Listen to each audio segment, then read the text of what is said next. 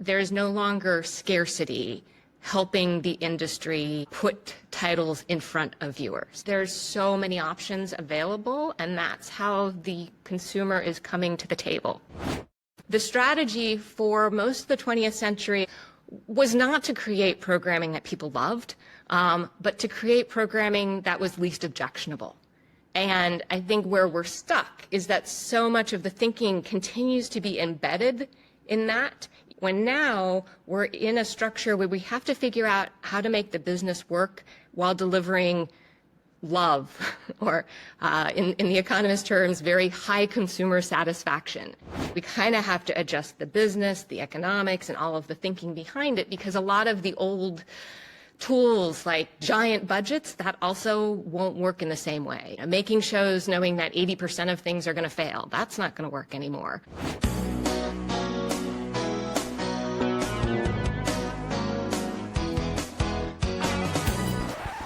Amanda, you're one of the top experts on the future of media. You're author of The Television Will Be Revolutionised and Media Disrupted, just to name 2 of your 14 books. You have been calling the change that we're all viewing and experiencing now in the media habits for quite a long time, really early on. And your book, The Television Will Be Revolutionised, was published in 2007. I mean, you even predate Evan Shapiro. You're doing such interesting work in how we think about audiences and all of these changes, and I really want to get under the bonnet of what you're seeing and how you're interpreting audience behaviour in particular. Let's start with the big picture. Your latest book, Media Industries in the Digital Age, explores how media industries are evolving. What are the biggest changes that are happening, and what do screen creators need to understand about them? I think if I could boil it down to a sentence or so, it would really be that the playing field is radically changed from what it was in the 20th century. And the key thing that has changed is that there's no longer scarcity helping the industry put titles in front of viewers. I think there's been, in many different conversations, a tendency to think, TV's over here and then this new media thing is over there, or social media, they're separate things. People turn to many different devices, many different services. They're not making the distinctions. They want a certain kind of content or a certain piece of creative, and they're going to find it across whatever boundary. In the work that we're doing, one of the things we're trying to test out now a bit is what happens when we think not in terms of different sectors, but in terms of different motives. In the past, what was on offer was much more limited, but now you come home and you want to connect. What might you do? You might watch a movie with someone else in your house. You might spend some time looking at what your friends have been up to on some sort of social media. Or maybe you're going to message a friend and say, hey, do you want to spend some time on Fortnite? We now live in a world where consumers can satisfy, all of those major motives that lead them to turn to media with a variety of audio, a variety of video, and that includes games. And so it is just, there's so many options available, and that's how the consumer is coming to the table.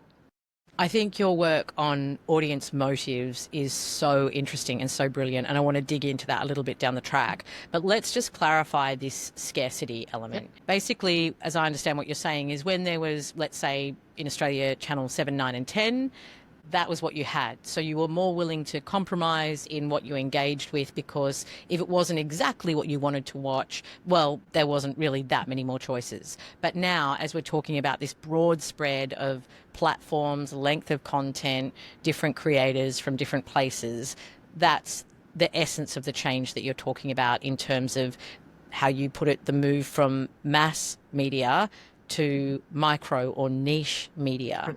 We really have to appreciate how significant that is. It's not just that there were only, let's say, 3 television networks, and we had to choose between them, but also things were embedded in a schedule. You could only watch certain things at certain time, and then they were gone.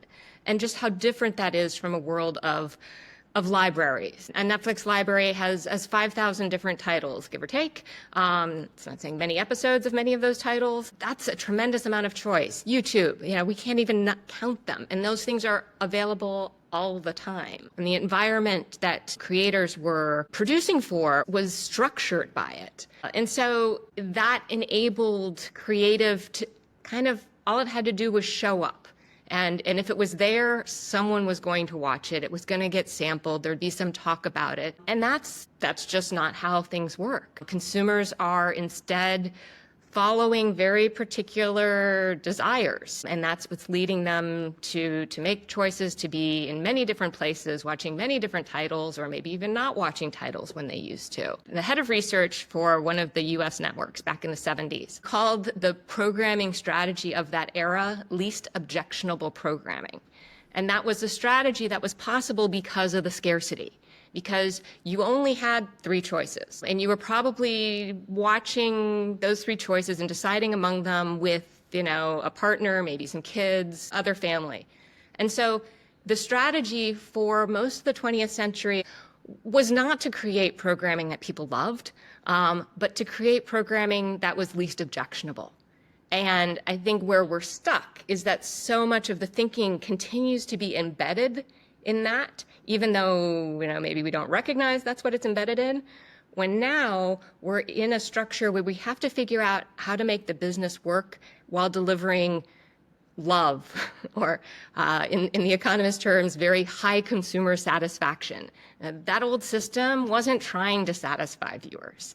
It was trying to get to be least objectionable. And that's just a radically different goal. If we look at the programming from that era, one channel might do a news magazine, one a drama, one a comedy. And so there's maybe diversity, but really they're all pitched at the same level. They're all aiming for that broad audience. There's really not that much difference. And what has happened is the business has developed new business models, mechanisms for distribution. In theory, this should be a great thing, right? Is that we've pushed those bounds out. And so it's now possible to make a lot of shows and series that never would have been possible in that other era. The trick, though, is that we kind of have to adjust the business, the economics, and all of the thinking behind it, because a lot of the old tools like giant budgets, that also won't work in the same way. Intentional overproduction, making shows knowing that 80% of things are going to fail. That's not going to work anymore. That's how it worked for a really long time. But we need to recalibrate those to the current conditions, which are really quite different. That's so interesting. That's so true. And I think the language that you use around that mass media, those shows that used to get millions of viewers, it is becoming increasingly rare and maybe even belonging to the domain of sport. And now, as you say, it's the rise of this micro audience. Can you tell us more what those definitions mean for you? In Australia, we saw something incredible in 2023, which was with the Matildas World Cup games. We saw a size of audience that honestly no one thought could exist again. On the rare occasion that a drama makes a most watched list, it's still hitting a small fraction of what, let's say, a middling title did years ago. We did a talk for the government at the end of last year, and we started with some scene setting. So a slide with data from 1996, followed by one from 2023. So in 96, the top 10 broadcasts for the year ranged from 2.2 to 3.3 million viewers. And that list of 10 included a mix of regular drama, Hollywood movies, sports, and news. In 2023, we actually ended up using 2022 because 2023 was so odd because of the World Cup. But in 2023, in the top 50, so 5 times more, there were only 2 dramas. An episode of Vera that had 1.4 million, and an episode of Home and Away that had 1.35. And that is with a population in Australia that was 31% larger than in 1996. So the math on that is that that was roughly 5% of Australians watching the most watched drama episode in 2023-24. And I don't think we can call that a mainstream hit. And then you go into this other realm and other sort of questionable data to sort of say, well, how does a Netflix show compare? And that's really difficult because we don't have country-specific data for the most part. I did some back-of-the-envelope math with Black Doves based on U.S. data because Nielsen in the U.S. is releasing, title-level data for that market. That you have to do a lot of sort of hypothetical math because viewing is reported in minutes. But if you sum the minutes of Black Doves that was watched over the first 3 weeks of release in December, you end up with the idea of roughly 7 million viewers could have watched the whole thing. Okay. So 7 million viewers is 2% of the US population. So again, not mass. There's all kinds of caveats to that math because probably everyone didn't watch every episode. Maybe a bunch of people watched the first one, but that's still not the point. The point is that we are a universe away from what was normal in the 1980s.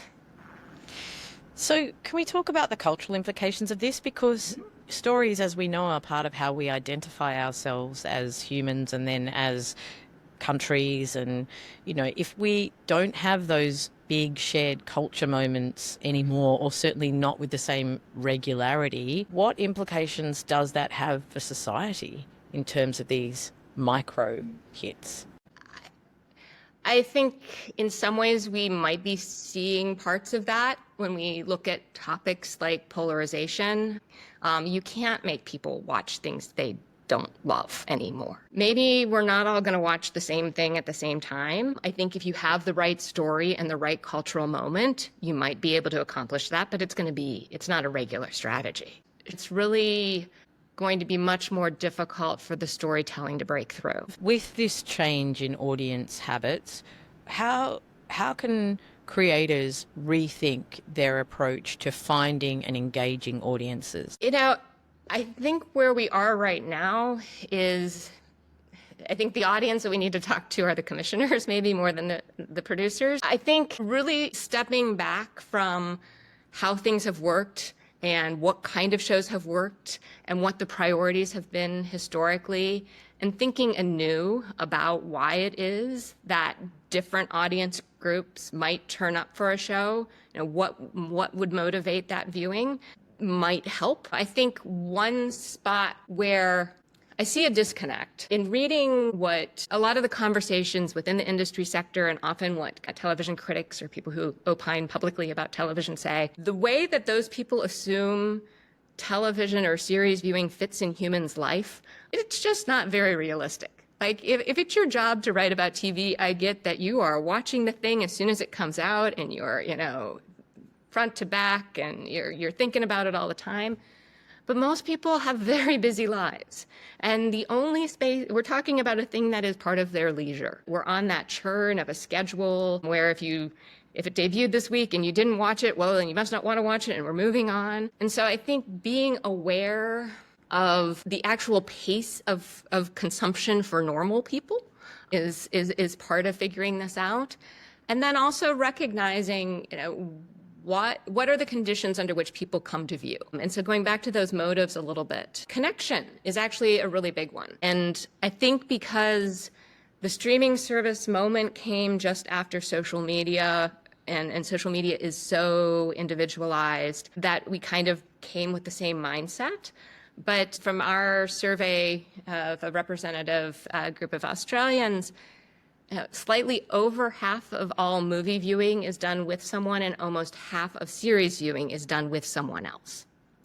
And if your motivation is to spend time with someone, and you're using series and you're using movies to have that connection, it might mean that you are setting aside your personal loves and preferences. Most of my viewing is done with someone in my household.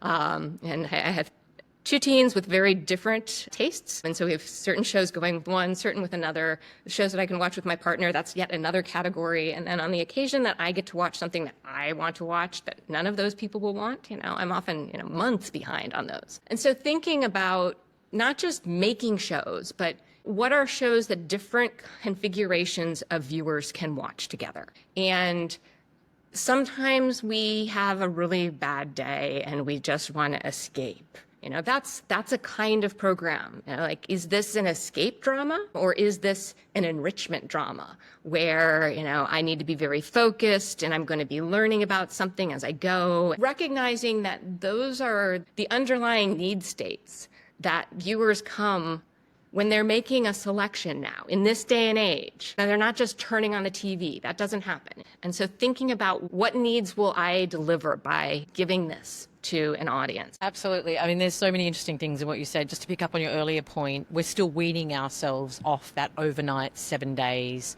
sugar hit of a show being released. I know certainly when I was at SBS, 28 days and 90 days were growing, but they're growing within the networks, and I still wonder if sometimes there's an expectation that those views happen fast, which is what you're saying, and that in terms of success, we do need to look at long tails more considerably. We've still got that 16 to 39, breakdown of demographic. But your point, which is so interesting, is really talking about the why of people are watching, and that maybe we need to start thinking about creating content with an audience need in mind. Just to repeat some of them that you said, connection with another person.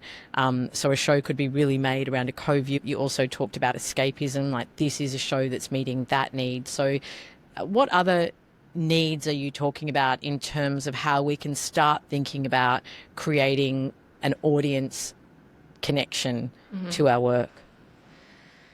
We've been using the word enrichment. We've been trying to break down a historic way of thinking that puts entertainment on one side and information or news on another. Because what we find is that different humans want different things. And now we are in an environment where they can get whatever they want. When we ask a question like, if you had 2 hours of leisure to do whatever you want, what would you do? And, sometimes for, someone with a mom with young kids, like I would lock the bedroom door and I'd turn on a movie and I'd have all the snacks and I'd be all by myself, right? Okay, so that's one motive.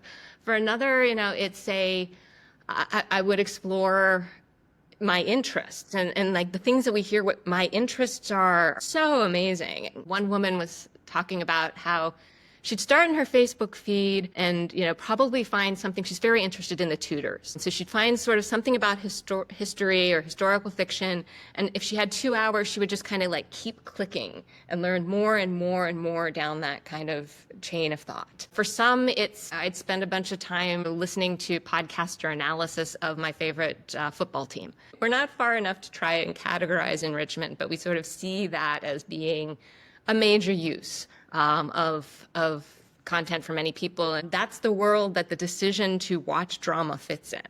Another thing that you've picked up on there, which is such a big issue now, is discoverability. YouTube is one of the biggest search engines. And I think the ability to search for that niche content and meet that need that is specific to your interests is so good on YouTube. What are you seeing with discoverability on the streamers and the limitations there potentially? I think that's a good question because I think that's one of the reasons we're a little stuck at the moment, because I think the streamers at this point have pretty much fallen down. I use a lot of services at different points for different reasons. And I honestly, Netflix is the only one that consistently delivers things that I'm interested in. And they haven't really innovated, at least apparently in a decade. And when I say I'm interested, like I feel like I'm not seeing the same thing that probably everyone else is seeing. Like that's how most of the streaming interfaces do feel. And I think it's hard to pull apart what is discovery and tools versus what is a problem still in strategy, in commissioning and licensing. Because I think that also, that least objectionable programming thinking is still dominating in, let's say, a lot of the Hollywood streaming services. With the exception, I think Disney Plus is a good illustration. I know there I can find the things I'm often going to like if I go to the Star vertical. I know that's where the FX programs are. I know that's a brand that I'm familiar with and that tends to match my personal tastes. But I do have to work a lot harder on Netflix to find things that match my taste. Also, you have to be kind of creative to use the profiles to meet needs. Like instead of having your profiles be the different members of your household, having the profiles be the different connected viewing sections that you have. Like, so I have mine. I have a separate profile for when I'm Professor Lotz and I'm watching things I have to watch for work and I don't want it to mess with things I like. But then, mom and daughter, we want things delivered for, that kind of bring, what are the things we've watched together that we've liked? You put your profiles in according to those different needs that you have in your family. That's how we have cultivated them. So they do have individual human names. After a while, we realized that most of the time we were watching not as individuals, but we needed them in these collectives. But that's a thing that the streamers should have been across. I think there's a lot that could be happening in discovery that isn't. You're very right. To the degree that YouTube is winning right now, that a lot of that has to do with it being a space where people can find what they're looking for much more efficiently than anywhere else. Evan Shapiro has famously said, data is the new oil. What are your thoughts on data, and how aware of it should creatives be? Like, is there a sweet spot between creativity and data, or are they just two things that have to stay far away from each other and hopefully intersect at some powerful points? Historically, some of the best managers in the industry have been the ones who protected their writers from whatever it was the commissioners were saying. I think data-driven storytelling is a big load of baloney. That sounds like a really bad idea. Forever in the sector, it's the truism uttered by screenwriter William Goldman. Nobody knows. Nobody knows what's going to be successful. It's one of the key parts of what makes media industries operate unlike consumer packaged goods or automotive or a lot of other sectors. You can't do research. You can't ask people what they want. They don't know. And you can even make a show that seems to have all the right things and then the execution doesn't work. And so it doesn't work out. So this is what makes the media sector what media economists call a risky business. In the 20th century, sort of all you had was this generation of executives who the line was, the man with the golden gut. He just knew, and it was always a he, what was the right show. And that was experience, but nobody knows. I think the data can help a bit in that space, right? I think the data should be able to help commissioners see what might be unexpected patterns. That, people who like these kind of shows also like these kind of shows. Maybe we could think about what it is that those things have in common and why. And so some of the early reporting around Netflix, around the idea that they could identify taste clusters, that made sense, that they would, given how much data they have, that at scale they would be able to see some of those patterns and perhaps out of that recognize that there were audiences that were being underserved by historical legacy norms and ideas of what people want. I think if we're shifting from a world where we had a lot of intentional overproduction because nobody knows what will work, to an era of more targeted content to different sensibilities, trying to make things that different groups will love. The commissioners aren't really clear what the strategy is, and so they're not yet telling or providing good guidance to creatives who are coming in with ideas or telling them what kind of ideas are they're looking for. And there's just not there's a lot of generalization.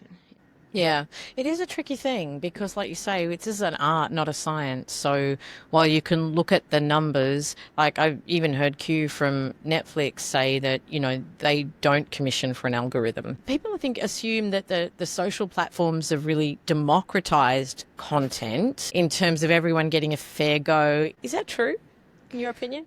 In a word, no. I think certainly social media listening is a method. You can hear things that you wouldn't hear otherwise, but I think you also have to understand that there are huge limits in that method in terms of who's sharing, recognizing the giant majority of folks aren't sharing, and that people tend to share in sort of two instances, when they're very happy and when they're very not happy. You're skeptical because you think that as a reliable form of data because of people either only posting if they really love it or don't love it. So if potentially you could get a good response from people talking about it, but it could all be quite negative. And I think there's just a lot we don't know about who's posting and who's not. I think there's certain audiences that could be left out entirely. But also going back to the democratic question, we still have kind of two primary business models that aren't really about democracy. But, advertisers don't love everyone equally. And so they're not trying to collect attention equally. So that's not at all democratic. And at the end of the day, subscriber-funded services are preferring people who pay. And who can pay. So they're also not going to prioritize everyone in the way that a word like democratic might suggest. From a storytelling perspective, what genres or formats do you think are thriving in this new era? Are there any trends that you're seeing emerge? I think one of the challenges is even someone who's trying to study things systematically, you're tending to see the things that are recommended to you. I think there are certain genres that or types of programming that seem to work for different things. People really seem to like murder. I am not one of those people. I would really love a filter that would I don't want any titles with women being raped and murdered. I've seen enough of them. Could we have something new? A certain kind of crime drama, it doesn't matter what country it's produced in, people will watch because it's generically familiar, and those do gather a lot of attention. They get a lot of buzz, and then we think that that's the only thing people want. That top 10, that's an important indicator of what a lot of people are watching. But if you look at those titles, they are, of course, they're most watched. They're kind of least objectionable programming. They're built in that model. They're made to do that. And that's what starts to make it really difficult, I think, for creators, because they only see the press and the buzz around a very limited number of titles, when actually within those services, they may be well aware that there's a certain kind of content that does really connect, and that's really important. And so I think it's just not obvious like it used to be. It is a big issue that creators are not getting that back-end data, so it is very hard to really know what worked when you're outside that machine, unless you're on a platform like YouTube, which is much more transparent. We need some ways to talk about YouTube because it's so many different things. For the most part, it is not a place that can afford first-run scripted programming. And maybe that will change, but I would be surprised, right? Because it's that whole risk-reward thing. It certainly is mostly an unscripted, factual space, isn't it? And then there are second run or platforms like the interesting work that Channel 4 is doing in terms of utilising it, but as a ancillary to their main platform. And I think no one's really sure how the economics in a drama space work. As a researcher, you've got really a unique bird's eye view on the industry and the trends, which I think is amazing. But is there something surprising that you've found that you think creators just haven't caught up with yet?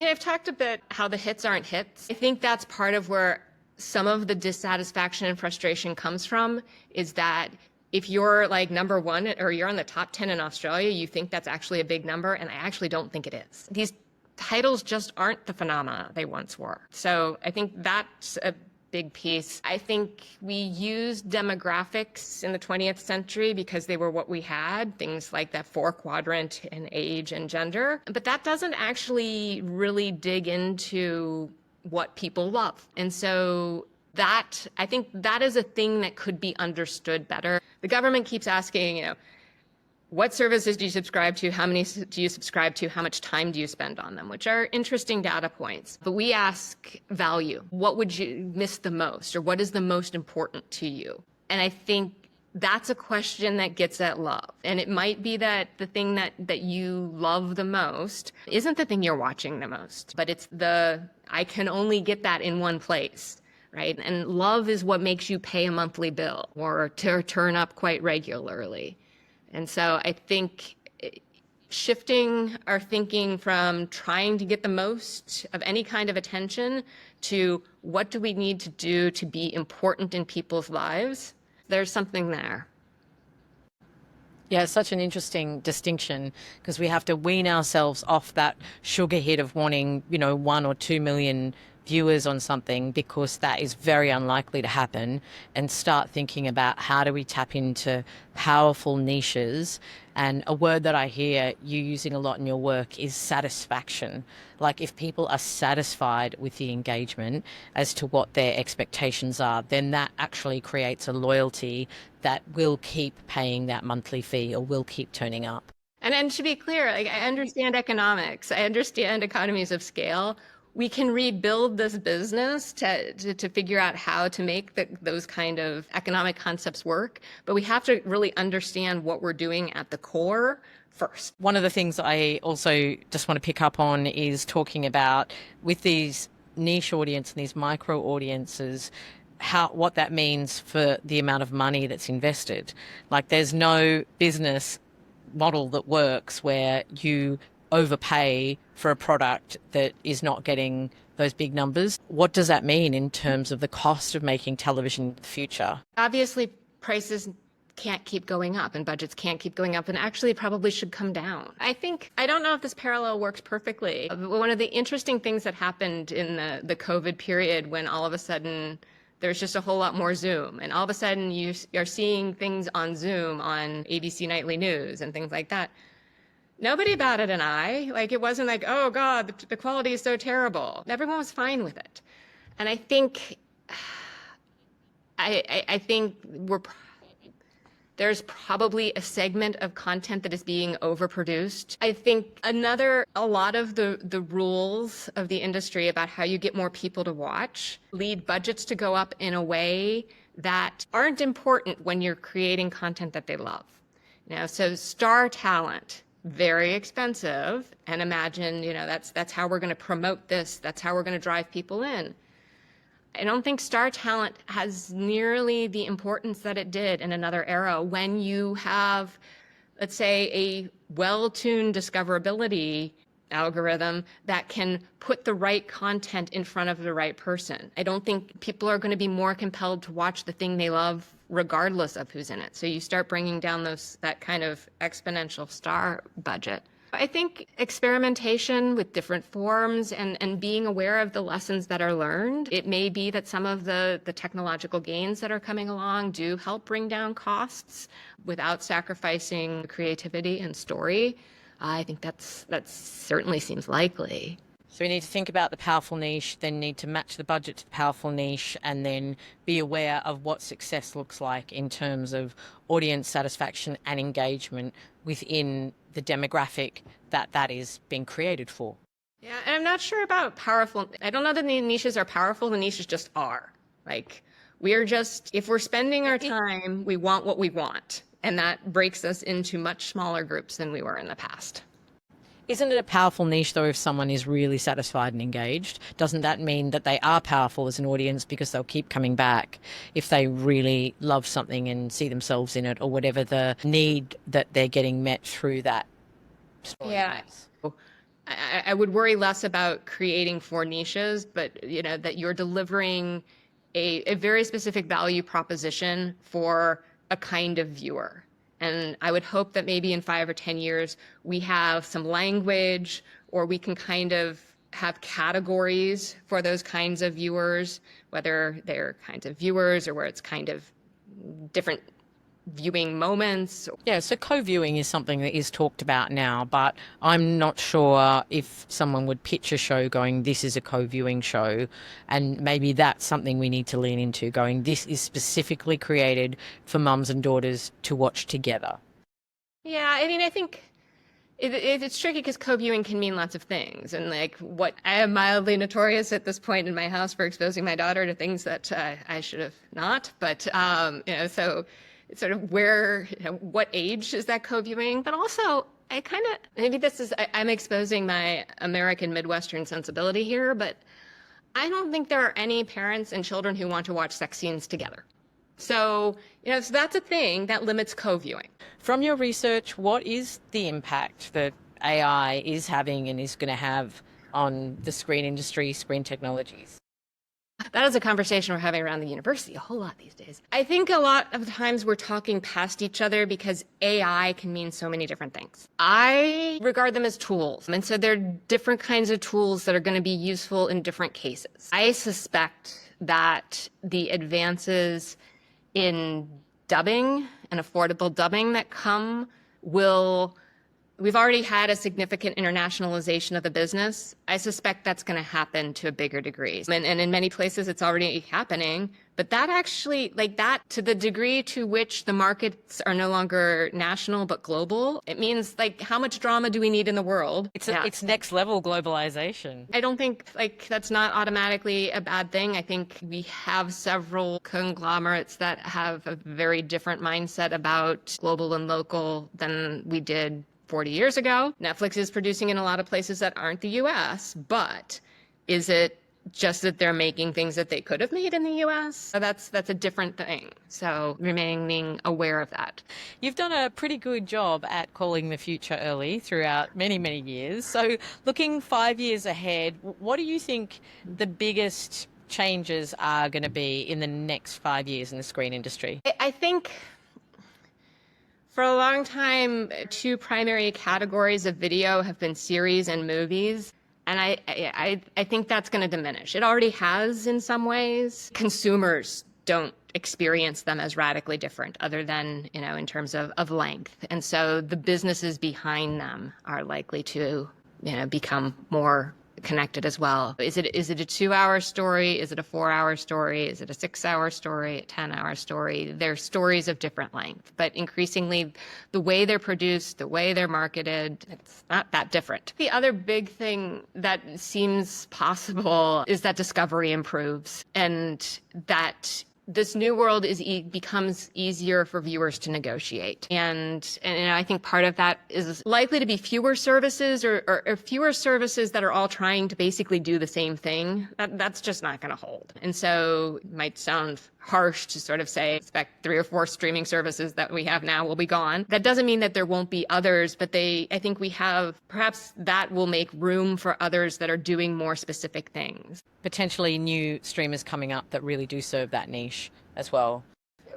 Yeah, maybe they'll rebrand and figure out that everybody can't do the same thing. If you're a creator in this industry and you want to future-proof yourself right now, what advice would you be giving? Oh, this is an old film reference. I am so revealing my age in so many ways here. Remember Men in Black, that thing that makes you forget? Honestly, forget how it worked. I think try to start each day trying to understand how it works now. I love that advice. Forget what's been and just focus on what is now. Amanda, I always finish off the podcast with asking people to pitch one big idea that they think would make the industry better, improve things. What's your big idea? Well, I think I've offered quite a few of the big picture one. But right now, I would really love for someone, a really good writer, to develop a drama about sports betting. That's sort of in the vein of The Big Short and We Crashed and Dope Sick and Theranos, that sort of really digs into this thing that it's very clear is just destroying a generation of young men that we will come to regret and think, what were we doing? But there's a great story to be told there, and maybe it's the only way we're going to get our heads around that. So that's my pitch. I love that. Let's make that show someone. Thank you so much for joining me. You have so many brilliant things to say. Thank you for the work that you do and the insights that you have. This is so much fun to talk, and your questions were fantastic and just fun to wander down different places in my brain. Thank you.